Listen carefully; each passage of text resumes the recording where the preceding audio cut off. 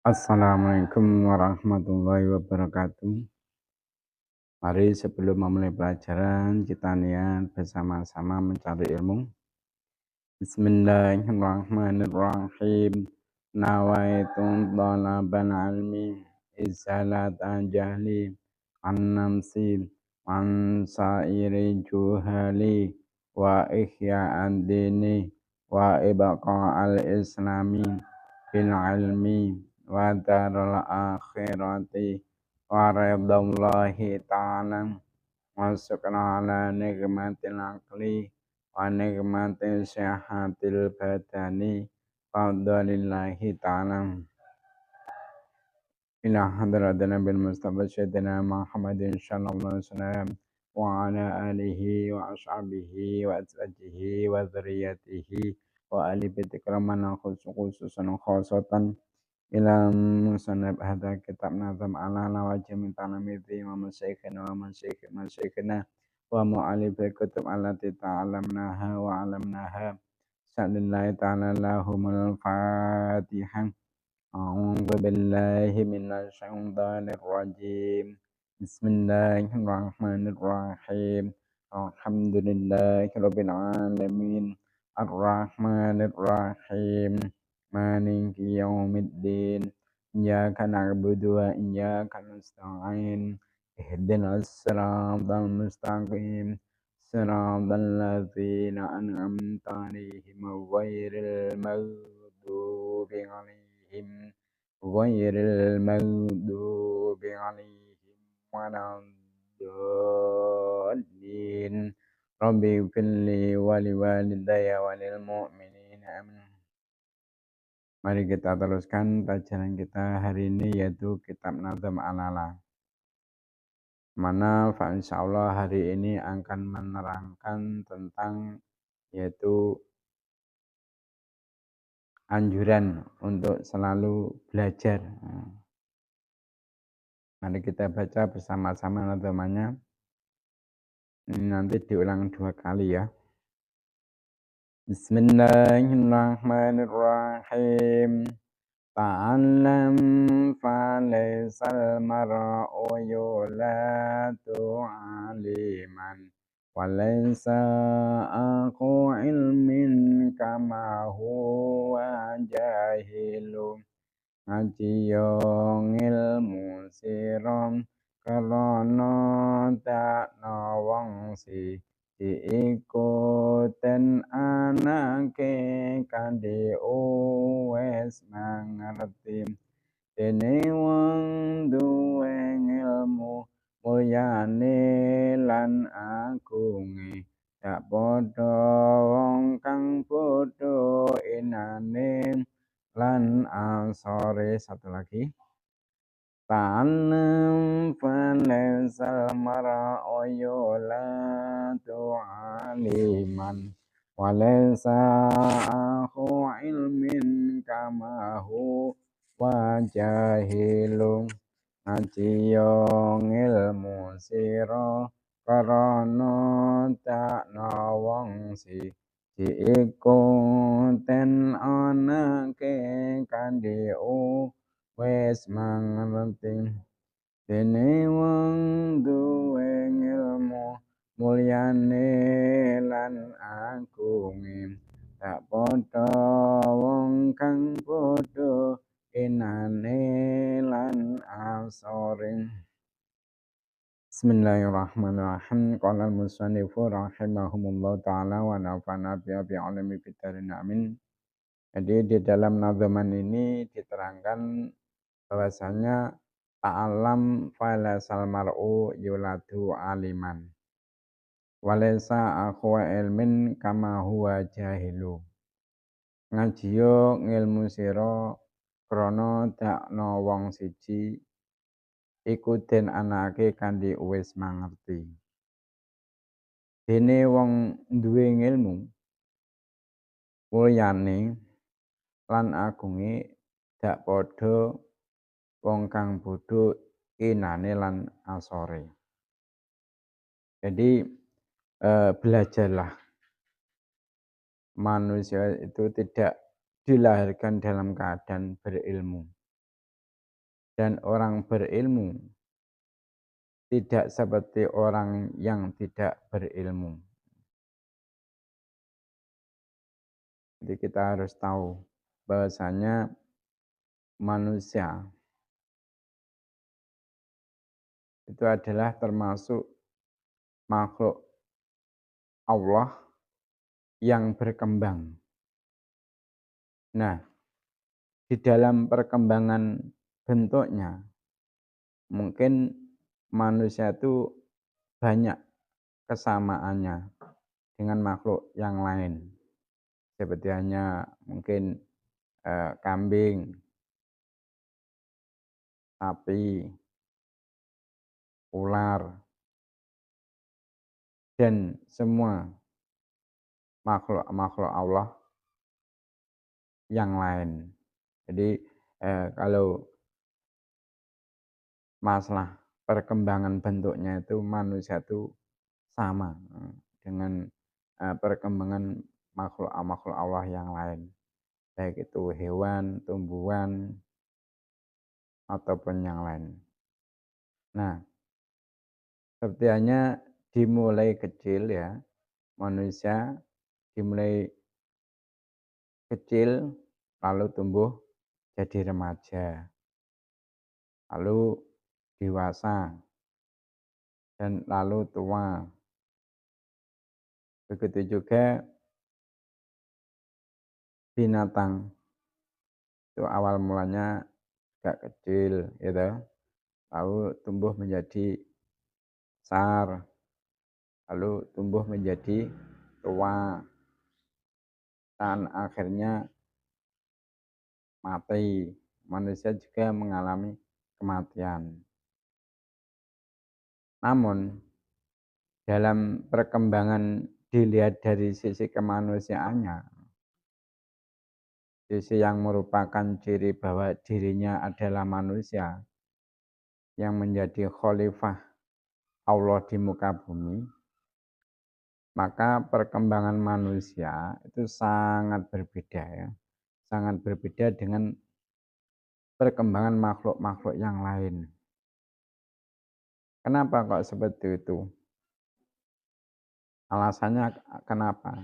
Karena tidak ada makhluk selain manusia yang diberi karunia Allah Ta'ala dengan berkumpulnya dua sesuatu. Apa dua sesuatu itu? Yaitu berkumpulnya nafsu dan akal. Jadi di dalam diri manusia itu berkumpul dua perkara yaitu nafsu dan akal. Nah, selain manusia nggak ada yang diberi oleh Allah akal. Mungkin sebenarnya mungkin binatang ya, binatang atau hewan itu oleh Allah diberi nafsu, tapi tidak diberi akal. Sebenarnya kita tahu sapi itu ada nafsunya, dia berkeinginan untuk hubungan intim dengan pasangannya. Kucing ya seperti itu. Dan juga sapi ketika melihat rumput-rumput hijau, dia ingin memakannya. Begitu juga kucing ketika melihat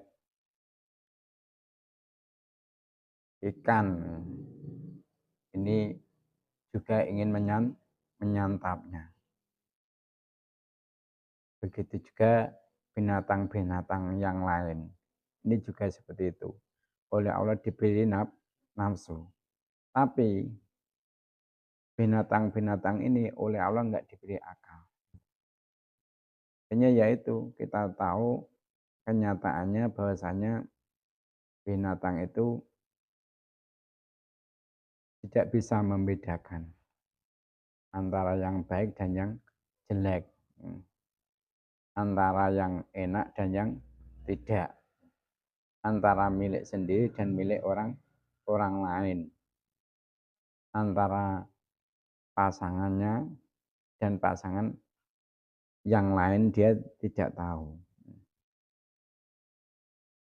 Dan juga tidak tahu ini halal, ini haram, ini boleh dan ini tidak boleh. Buktinya ya, buktinya seperti hanya mungkin ada seseorang yang menggembala kambing ya, menggembala kambing. Itu ketika oleh si penggembala kambing ini ditempatkan di padang rumput dan di situ ada pembatasnya antara padang rumput yang bebas untuk digembalai dan padang rumput yang disengker oleh yang empunya. Maksudnya tidak boleh orang itu menggembala kambing di situ. Namun di tempat orang yang nyengker tadi itu ada juga rumput-rumput yang hijau. Nah, ketika kambing ini digembalakan di padang rumput yang bebas, dia makan rumput yang hijau-hijau itu. Nah, ketika sambil berjalan makannya, ada di situ sudah ada batas antara tempat padang rumput yang bebas untuk digembalakan dan disengker. Dia ketika melihat rumput yang hijau di tempat yang disengker, dia tetap ingin memakannya, bahkan bukan hanya ingin, langsung dia santap. Ada itu termasuk larangan. Kenapa kok seperti itu? Karena apa? Dia nggak tahu bahwasannya itu larangan atau bukan, nggak tahu. Karena apa? Nggak punya akal. Nah, berbeda dengan manusia, ini oleh Allah diberi keistimewaan, yaitu di dalam diri manusia itu berkumpul antara nafsu dan akal. Allah memberi manusia nafsu dan juga memberi akal. Nah, akal ini apa tujuannya? Allah memberikan kepada manusia supaya manusia itu bisa membedakan antara yang baik dan yang jelek, antara larangan dan perintah, antara yang diperbolehkan dan tidak diperbolehkan, antara mulia dan tidak, antara bersih dan kotor. Itu. Jadi di dalam diri manusia itu terdapat dua hal yang berkumpul itu. Nah, selain manusia tidak ada yang diberi seperti itu. Makanya kita harus bersyukur kepada Allah Subhanahu wa taala. Allah telah memberi kita nafsu sekaligus akal. Dengan adanya akal ini kita bisa mengerem ketika nafsu kita ini berbuat yang tidak semestinya, yang tidak diperbolehkan oleh syariat, kita bisa mengendalikannya. Dan kumpulnya kedua akal dan nafsu ini, itulah ciri khusus dari manusia. Nah, perkembangan manusia dalam dua hal tersebut itu dimulai sejak manusia terlahir ke bumi. Semenjak manusia oleh Allah dilahirkan di bumi ini. Bagaimana si bayi itu berkembang dengan menuntut ini dan itu, gitu. Terus belajar ini dan itu. Terus begitu sampai si bayi ini menjadi orang yang dewasa. Dia ingin belajar ini dan itu, punya tuntutan ini dan itu.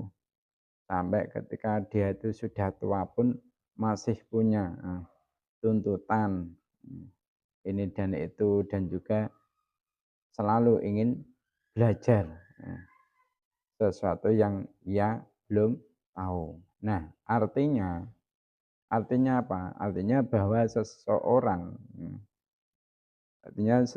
manusia itu tidak akan mendapatkan apapun, apalagi ilmu. Nah, terkecuali kalau di hatinya itu punya tuntutan, punya kemauan untuk mendapatkannya dan usaha untuk mempelajarinya.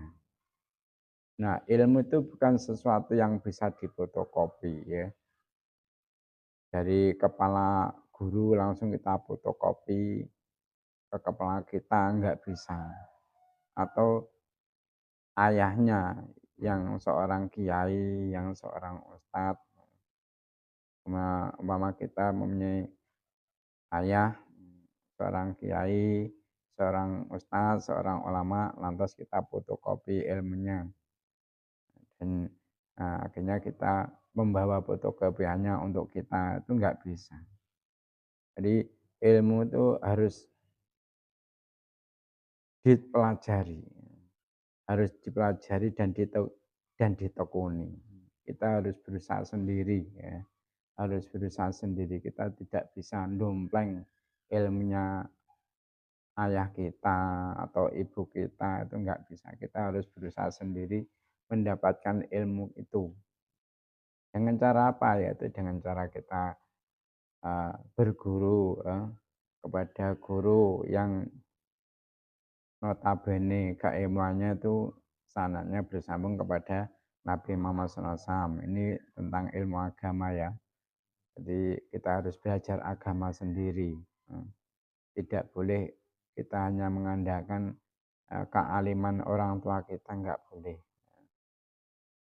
Kita harus tekun, belajar. Mungkin kita ke tempat yang dekat dengan kita, guru yang dekat dengan kita, yang sanad keilmuannya sambung kepada Nabi Muhammad SAW. Di situ kita harus belajar sungguh-sungguh. Atau mungkin pergi ke pondok pesantren, ke tempat seorang kiai.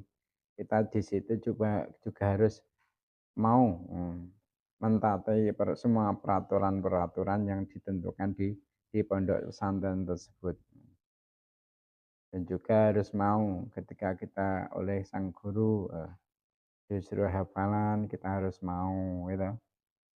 Ketika kita disuruh untuk membaca pelajaran, kita harus mau. Kalau kita mungkin disuruh mengulang-ulang pelajaran telah diajarkan, ini harus kita laksanakan. Nah, intinya semua yang diatur di pondok pesantren tersebut atau di madrasah tersebut atau di TPQ tersebut, kita harus amalkan, kita harus lakukan. Jangan sampai kita ini karena mungkin orang tuanya ini termasuk orang tua yang kaya, kita meremehkan aturan-aturan yang ada di pondok tempat kita mondok, madrasah tempat kita ngaji, itu jangan. Kita harus tetap menghormati ketentuan-ketentuan sang guru. Supaya apa? Supaya kita bisa mendapatkan ilmunya. Kita oleh Allah supaya diberi ilmu yang bermanfaat. Ya. Bermanfaat bagi kita sendiri khususnya, dan barokah kepada orang-orang lain, orang lain. Jadi intinya kita itu harus tekun, tidak boleh mengandalkan kepintaran, kealiman orang tua kita. Kita harus belajar ya, kita harus belajar membuat nasab sendiri. Mungkin kalau dari zaman-zaman ada orang tuanya yang alim, kiai atau ustadz, itu belum tahu seperti itu, kita harus berusaha membuat nasab kita menjadi nasab yang baik, keturunan kita menjadi keturunan yang baik. Begitu juga mungkin dari sampean-sampean ada orang tuanya yang mana orang tua sampean itu termasuk orang yang biasa-biasa aja. Ilmu agamanya ya juga hanya pas-pasan atau bahkan ada yang belum paham tenan masalah agama, ilmu agama. Ini pun jangan sampai kita kecil hati. Bisa, kamu itu bisa menjadi orang yang besar, menjadi orang yang alim, menjadi ulama bisa. Itu catatannya kita harus sungguh-sungguh. Intinya kita harus membuat nasab kita itu menjadi nasab yang mulia. Caranya apa? Yaitu caranya kita berusaha, ikhtiar, dan mentaati semua aturan-aturan yang ditetapkan oleh tempat kita menimba ilmu agama. Kita harus menghormati ilmu kita, menghormati guru-guru kita, menghargai teman-teman kita, dan tanamkanlah di dalam hati, di dalam mencari ilmu adalah untuk mencari ridho Allah Subhanahu wa Ta'ala. Dan tanamkan juga yaitu ketika kita mencari ilmu, ilmu yang kita dapatkan akan kita laksanakan, akan kita amalkan. Nah, supaya apa? Supaya ilmu yang kita dapat ini benar-benar ilmu yang menjadikan pembimbing kita untuk lebih dekat kepada Allah Subhanahu wa Ta'ala. Ibadah kita menjadi ibadah yang bisa diandalkan, ibadah yang bisa diterima oleh Allah Subhanahu wa Ta'ala. Jadi jangan kita itu hanya ongkang-ongkang, santai-santai. Ilmu itu tidak akan turun dengan sendirinya. Jangan sampai kita itu berharap ilmu laduni, ilmu laduni tanpa apa? Tanpa ada usahanya berdoa saja, nggak mau belajar, nggak mau hafalan, sekolah kadang berangkat kadang enggak, doanya dikuatkan, meminta doa, meminta apa? Ilmu laduni itu enggak bisa seperti itu. Allah kebanyakan di dalam memberikan sesuatu, Allah menjadikan sebab. Contohnya ya, contoh sepertinya Allah itu memberi makan kepada kita. Itu Allah membuat sebab. Sebabnya apa? Kita kerja dulu, lantas kita mendapatkan upah. Nah, dengan upah itu kita bisa membeli beras, membeli sayur-sayuran, ya akhirnya kita bisa masak dan kita makan. Itu sebab-sebabnya. Jadi Allah itu setiap memberikan sesuatu kebanyakan dengan membuat sebab terlebih dahulu. Walaupun toh kita tahu Allah itu memberi apapun tanpa sebab bisa. Tapi kenyataannya ada, Allah setiap memberi sesuatu kepada kita ya dengan adanya sebab. Allah membuat sebab. Mama Allah kok ingin memberikan kekenyangan kepada kita tanpa sebab, Allah juga bisa. Kita tanpa makan kenyang juga bisa, gitu ya. Jadi intinya kita harus belajar dan tekun dan belajar ya sungguh-sungguh, kemudian amalkanlah ilmu tersebut. Kenapa? Karena ilmu itu tanpa diamalkan nggak ada apa-apanya. Tak ubahnya seperti halnya resep dokter ya, resep dokter untuk mengobati sesuatu penyakit. Kamu dikasih resep oleh dokter untuk mengobati penyakit yang kamu derita. Lantas resep itu hanya kamu baca saja, tanpa kamu amalkan, tanpa kamu laksanakan apa yang menjadi petunjuk dokter, maka ya niscaya sakitmu akan tetap di badanmu, di tubuhmu, tidak akan sembuh. Kenapa? Resepnya enggak kamu laksanakan. Berbeda kalau resep itu kamu laksanakan, dikasih resep dokter, teman bawa ke apoteker ya. Atas di sana sampean diberi obat oleh sang apoteker. Obat itu juga kamu tebus, akan juga kamu konsumsi obatnya. Nah, maka kalau sudah seperti itu, Pak, insya Allah nanti Allah akan memberi kesembuhan kepadamu. Kamu bisa merasakan resep, bukti dari resep tersebut. Begitu juga umpama ada resep masakan, ada resep masakan. Hanya kamu baca berulang-ulang, tidak kamu amalkan. Kira-kira kamu bisa menikmati dari hasil resep tersebut atau tidak? Jelasnya tidak.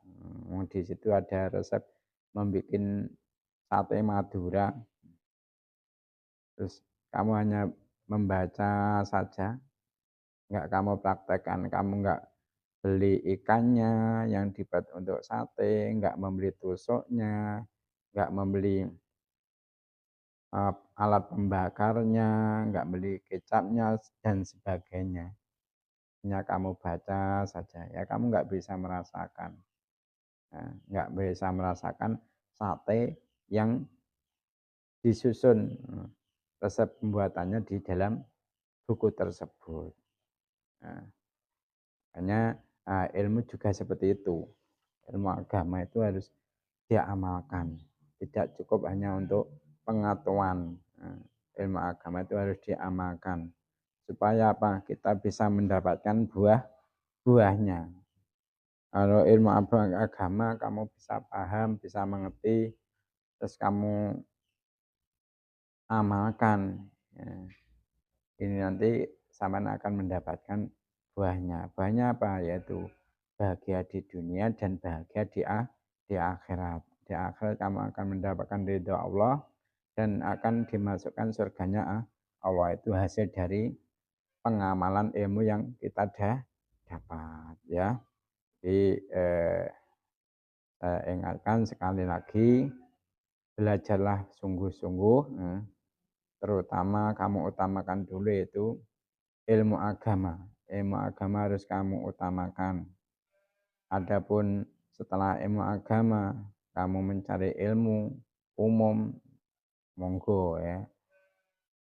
Jangan sampai kita mengutamakan ilmu umum, agama kita abaikan ya. Karena apa? Karena orang itu tidak bisa mengandalkan keilmuannya orang tua, tidak bisa mengandalkan ilmu kakeknya, buyutnya enggak bisa. Kita harus mencari ilmu sendiri-sendiri, tidak boleh mengandalkan keilmuan dari orang-orang yang seatas kita ya. Itu saja mungkin keterangan hari ini. Untuk selanjutnya yaitu sesi tanya jawab. Pertanyaan yang nomor 1, apakah perkembangan manusia itu kalau dilihat dari bentuknya ada kesamaan dengan perkembangan selain manusia? Pertanyaan yang nomor 1. Sekarang pertanyaan yang nomor 2.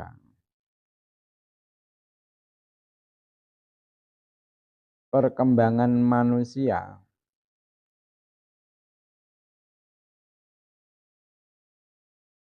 kalau dilihat dari kemanusiaannya itu dengan perkembangannya selain manusia, apakah ada kesamaannya? Pertanyaan yang nomor 3. Makhluk Allah yang diberikan oleh Allah di dalam dirinya nafsu dan akal. Itu makhluk Allah yang berupa siapa? Pertanyaan yang nomor 4. Apakah jika orang tua kita alim tentang ilmu agama, kita tanpa belajar dengan sebab kealiman orang tua kita bisa menjadi alim?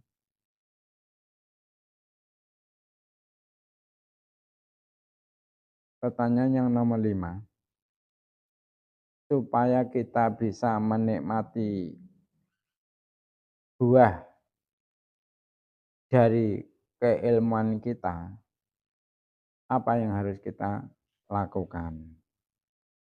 Itu saja mungkin pertemuan kali ini, mari kita tutup pertemuan kali ini dengan membaca doa kafaratul majelis. Subhanakallahumma wa bihamdika asyhadu an la ilaha illa anta astaghfiruka wa atubu ilaik. Cukup sekian dari saya, ada kurang lebihnya mohon maaf. Wassalamualaikum warahmatullahi wabarakatuh.